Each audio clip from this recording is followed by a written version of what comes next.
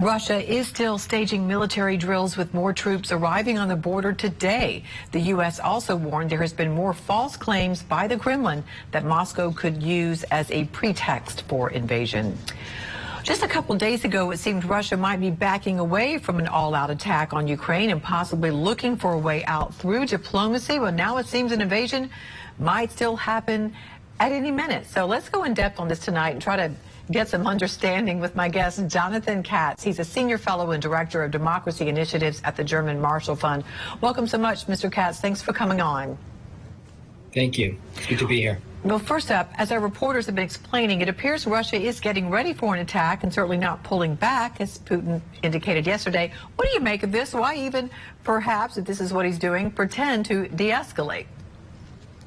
This is a classic tactic of Vladimir Putin, a misdirection. Some people call it a fig leaf. But he wants to give the impression, I think, that somehow Russia is the one that's been backing down. And we know today that's not the case. Despite some claims by the Kremlin that Russia was pulling back, we know that there's been an increased level of troops. Nothing has changed. In fact, when you speak to U.S. officials today, you speak to Ukrainians, you can get a sense that even over the last 24 hours, that threat level has gone up even further. And so there's deep concern in Washington amongst European allies and in Kiev about the possibility of an attack. And Mr. Putin is lying, and his government is lying about what they're doing. But this is classic Putin tactics. And I think that he has sought again and again to try to divide and also spin what's been taking place. He is the one that has created this crisis. He is the one that is threatening Ukraine. Yeah, and President Biden has emphasized, though, that the diplomatic channels to resolve this situation remain open. But what do you think the chances are of diplomacy actually working at this point in all of this back and forth?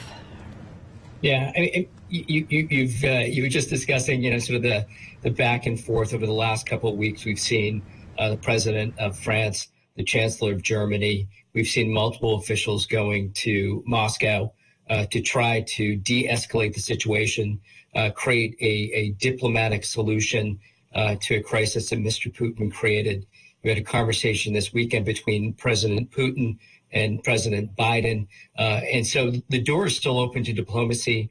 President Biden, in his speech that he gave just recently in speaking to the American people, spoke directly to the Russian people about the desire to de-escalate.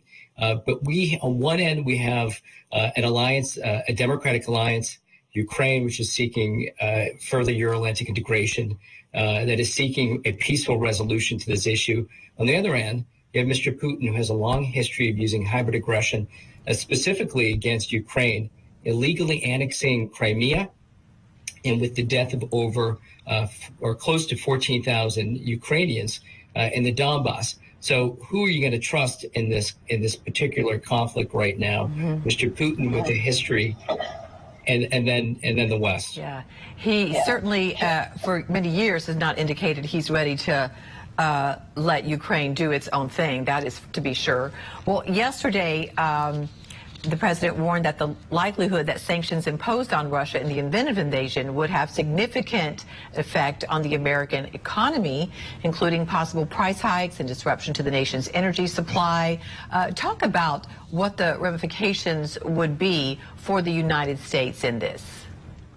Yeah, I think it's important that the president is speaking about what the impact would be. This is the most significant security crisis in Europe in decades.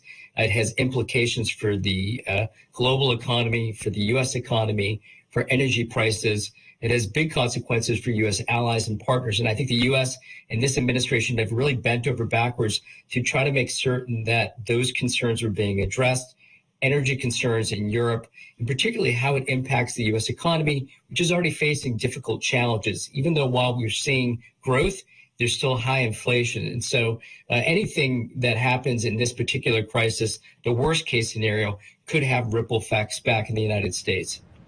Well, we appreciate your expertise and your insights. Thank you so much, Jonathan Katz, joining us tonight. Good to be here. Thank you.